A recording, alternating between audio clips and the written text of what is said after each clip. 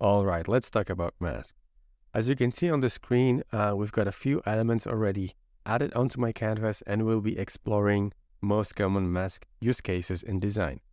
So to use the mask tool, you will need two things: a layer you want to use as a mask and the image you want to use as a mask background. So I've got 4 examples here, and we'll be going over them one by one. So let's start with the simplest one. One of the most common use cases for the mask tool is to put images inside of different shapes and then masking them. And sure, like in this simple example, we might be able to just simply crop the tool by dragging out the sides of the shape and then changing the radius to achieve the same result as a mask. But things get complicated when we have like more complex shapes that couldn't be exactly replicated by the like a single image shape, and need a little bit more work to replicate. So one way to do it is to use the mask. Say we want to mask our image onto a shape that's this rectangle with slightly rounded corners.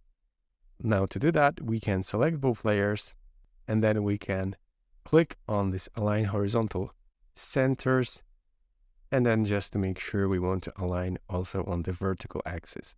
So right now, our image is placed above our rectangle. But what happens if our rectangle is above our image? Now, this is a really important thing.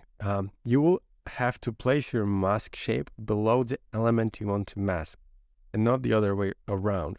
So right now, my shape is above the image, and I need to place it below to use it as a mask for this image. So how to do that? You can either right-click on this shape, and then from the drop-down, click on the Send to Back, or use this shortcut here, which is the square bracket, and it will place it behind our image. But one handy shortcut to memorize first is how to move your elements up and down by either one layer in hierarchy, or if you have multiple layers like we have on this example, to move the elements that are sitting way in the back to place them on top. To do that, we can click on the Option Command and square bracket, right square bracket to put it at the front, and Option Command and left square bracket to put it all the way at the back. And you can also use these right click and then click on this shortcut here.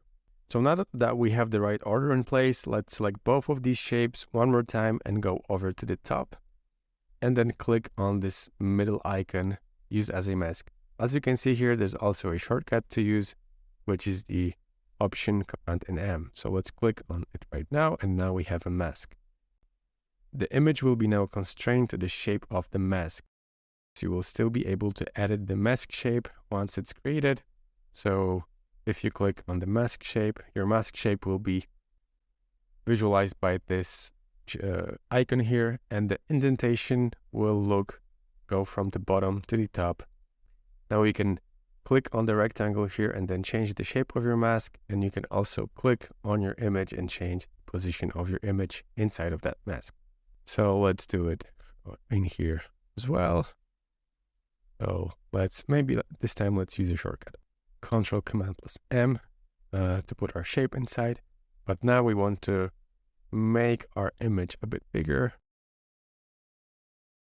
We need to remember that sometimes when you're designing, you might accidentally put new elements inside of the mask, and they will just disappear from the frame, and you won't be able to find them anywhere else. And this means that they could be placed inside of the mask group.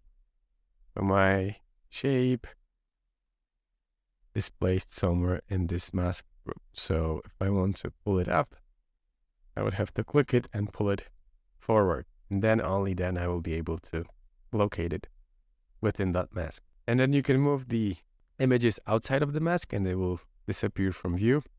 So when you find yourself to that, you can always use these alignment settings just to bring up your image to the center. And if you want to remove the image from the mask, you can drag it outside.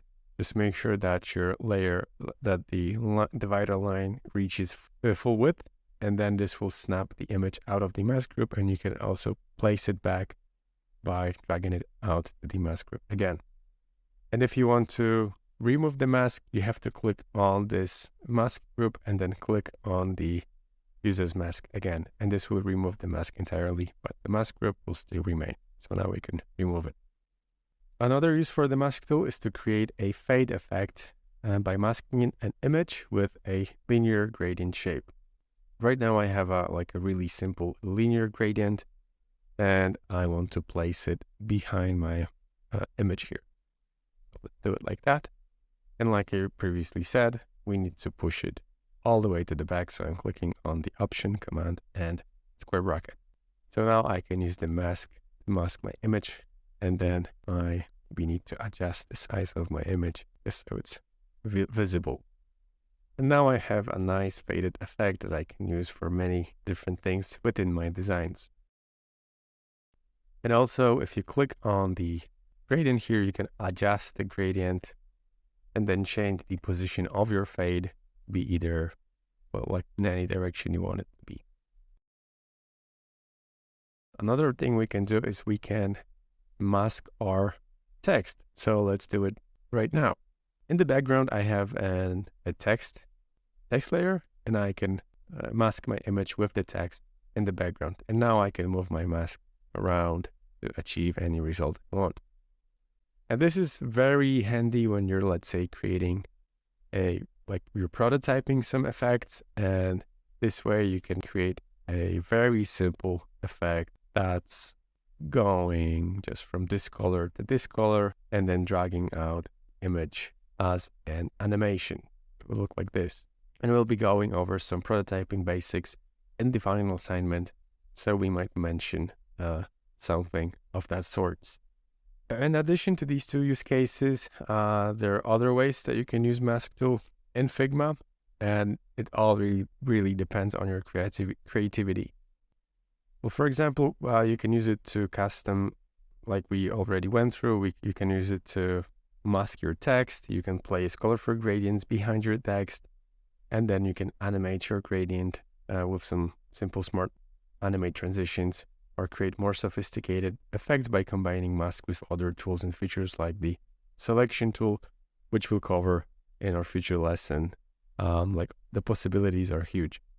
And whether you're using it to put images into different shapes, or create fade in effects, or create more complex designs, I think the Mask Tool is one of the most essential tools that you need to master as a Figma designer. So if you need some practice, go over to the course lessons, open up the mask homework, and then try to replicate these shapes by placing them either in the images or adding linear gradients, and then you can use them to replicate a hero section design. And if you need some help, you can play the solution. But yeah, let's practice on real examples, and good luck. I'll see you in the next video.